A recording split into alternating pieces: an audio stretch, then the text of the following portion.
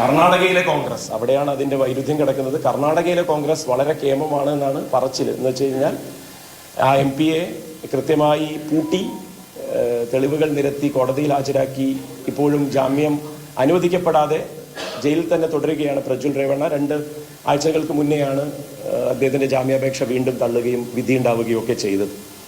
അപ്പൊ കേരളത്തിലെ കോൺഗ്രസിന് വേറൊരു ന്യായമാണുള്ളത്. കാരണം കേരളത്തിൽ കോൺഗ്രസ് എന്ന് പറയുന്ന ഒരു സാധനം ഇല്ല.